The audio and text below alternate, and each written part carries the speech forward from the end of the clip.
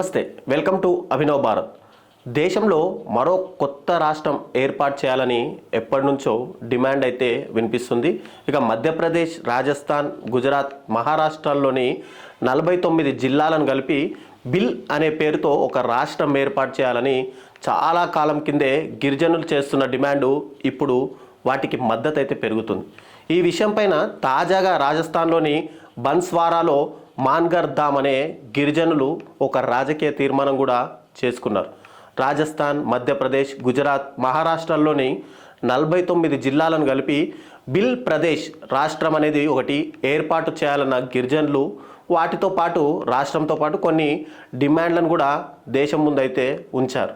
గిరిజన ప్రాంతంలో చూసుకుంటే కనుక 5వ షెడ్యూల్ అమలు చేయాలని, వారికి జనాభా దామాషా ప్రకారం రిజర్వేషన్లు కూడా ఇవ్వాలని, జనాభా లెక్కల కాలంలో ప్రత్యేకంగా వాళ్ళని పేర్కొనాలని, బనేశ్వర్ ధామ్లో 80% భూములపై వాళ్లకు హక్కులు కల్పించాలని అయితే డిమాండ్లు అయితే చేసుకుంటూ వస్తున్నారు.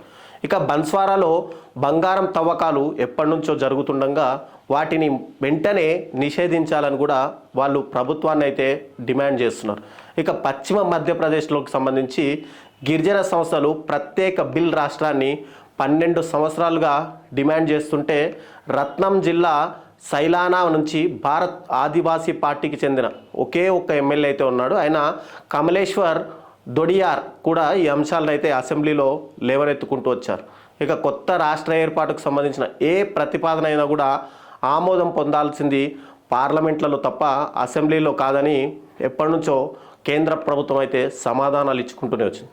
ఇక బిల్ ప్రదేశ్ డిమాండ్ చేస్తున్న గిరిజనుల సంఖ్య మధ్యప్రదేశ్లో దాదాపు 21%, గుజరాత్తో చూసుకుంటే 14.8%, రాజస్థాన్లో 13.48%, మహారాష్ట్రలో 9.35% అయితే ఉంది.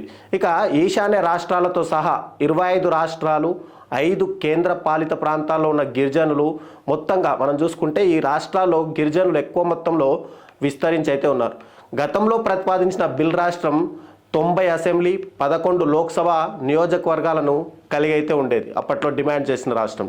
కానీ ఇప్పుడు గిరిజనులు తీసుకొచ్చిన కొత్త డిమాండ్ ప్రకారం బిల్ రాష్ట్రంలో 130 అసెంబ్లీలు, 20 లోక్సభ నియోజకవర్గాలు అయితే ఉండేట్లయితే తెలుస్తుంది. ఇక 2014లో తెలంగాణ రాష్ట్రం ఏర్పడిన తర్వాత ఈ డిమాండు మరింత ఊపందుకున్నని మనకైతే అర్థమవుతుంది. ఇక రాజ్యాంగంలోని ఆర్టికల్ 3 ప్రకారం కనుక చూసుకుంటే ప్రత్యేక రాష్ట్రాన్ని ఏర్పాటు చేసే హక్కు ఒక కేంద్ర ప్రభుత్వానికి మాత్రమే ఉంది. మరి కొత్త రాష్ట్రాన్ని ఏర్పాటు చేయడానికి అందుకు సంబంధించిన ప్రతిపాదనను రాష్ట్ర అసెంబ్లీలో మొదటైతే ఆమోదించాల్సి ఉంటుంది. తర్వాత దాన్ని రాష్ట్రపతికి పంపితే రాష్ట్రపతి హోంమంత్రిత్వ శాఖకైతే పంపుతారు. ఆపై హోంమంత్రిత్వ శాఖ కొత్త రాష్ట్ర ఏర్పాటుకు సంబంధించిన ప్రతిపాదనను పార్లమెంటుకు అందజేస్తారు.